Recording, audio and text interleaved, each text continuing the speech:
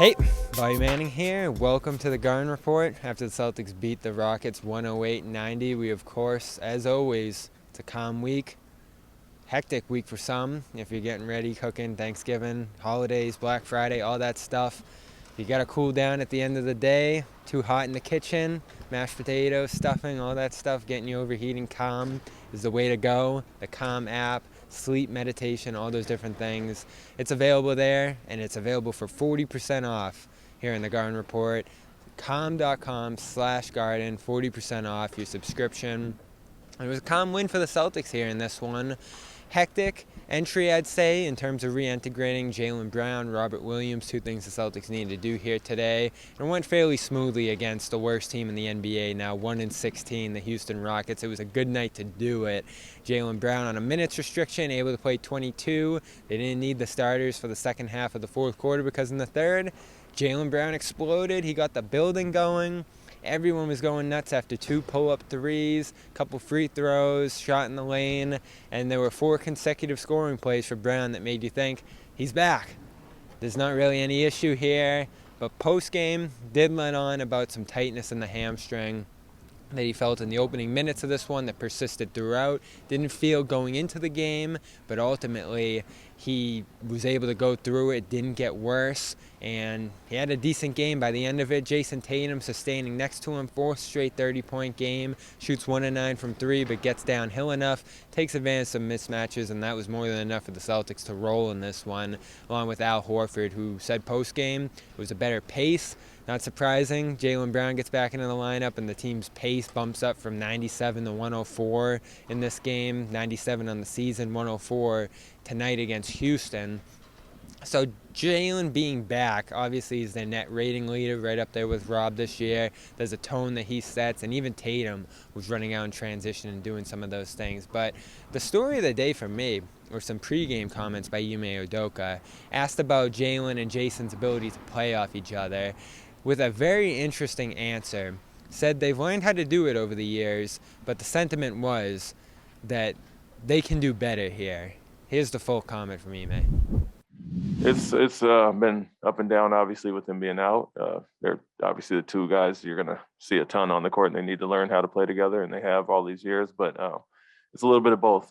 We initially would stagger their minutes. It's going to be a little different tonight with him being on restriction, where they could be out at the same time due to his shorter stints. But end the game, and when the meat of the game, they're going to be out there together. So they need to learn to play together, play off each other, and pick their spots when both are on the court. So something they've done over the years. It's you got two young scoring superstars like that. It's only natural that they're playing off each other and playing together. So I don't think it's a big adjustment for them, especially in the game time. They're going to be out there, and so it's on us to put them in sets to work that out. But I think they read each other well, pick spots off of each other, and just are both aggressive.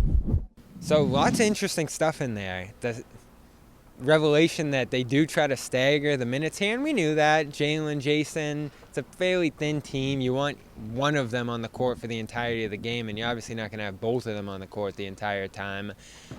But knowing that the Celtics under Ime are a team that's going to take advantage of some one-on-ones, some mismatches, they'll play isolation if they like the matchup. They'll post up if they see a mismatch in the post. Those are some things that are a little different under Ime this year. They'll get away from the ball movement priorities they have. They'll take advantage of a momentary mismatch. And this, with the guards that Houston has, smaller guards, as well as some lumbering bigs like Alperen Sengun, who did not have a good game, blown by like a jet plane when Tatum was getting him on the defensive side of the floor. Tice, same deal for the most part.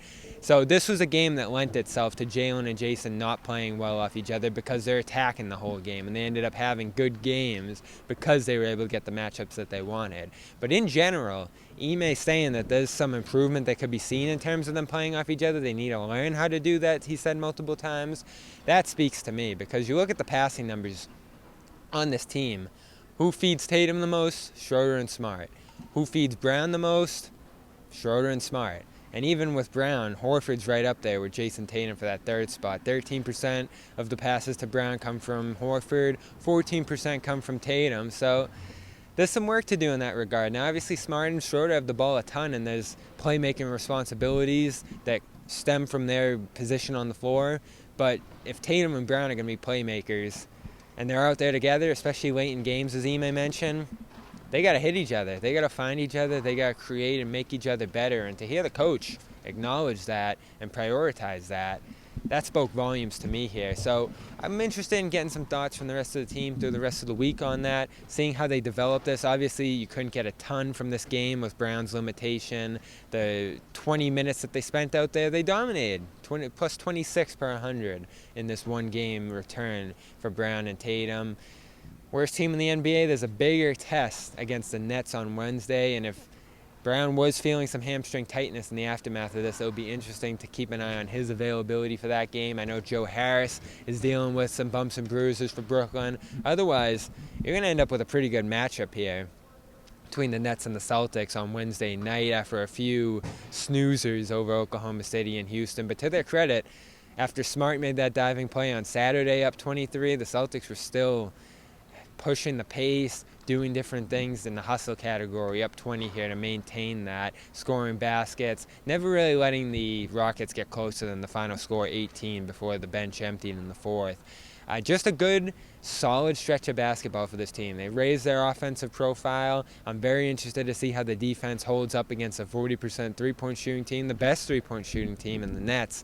When they come out here, obviously Kevin Durant's a killer. Harris, outstanding. Patty Mills hasn't missed much from three, the guy that the Celtics thought they might be able to get once because of the Udoka connection. Interesting seeing Garrison Matthews out here, by the way, for Houston. Didn't know he was on the Rockets. Shared a nice little chat with Udoka before he checked in for the first time.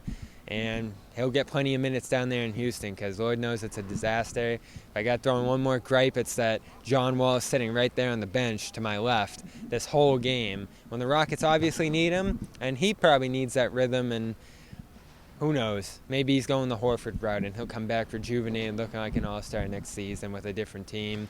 But there are 2 years on his contract, so that's weird to me. Just a minor point out of this one. Bobby Manning, CLNS Media, Celtics All Access. Check out clnsmedia.com for more articles. We got Al Horford's lasting impression on the Thunder. Dennis Schroeder moving to the bench. Looked a little shaky in his first debut here coming out. Not a ton of rhythm to him early on before he picked it up later and ended up having a pretty good game. Loved his closing stretch with Smart and Tatum right before halftime. So ends up all being well with Dennis by the end of it in his new role. Also, YouTube channel, Celtics All Access, CLNS Media, Pressers, Celtics post-game show will be back on Wednesday. Just there's a million different ways to support the coverage here. Just go do it. It's all free for the most part. And we will be back here on Wednesday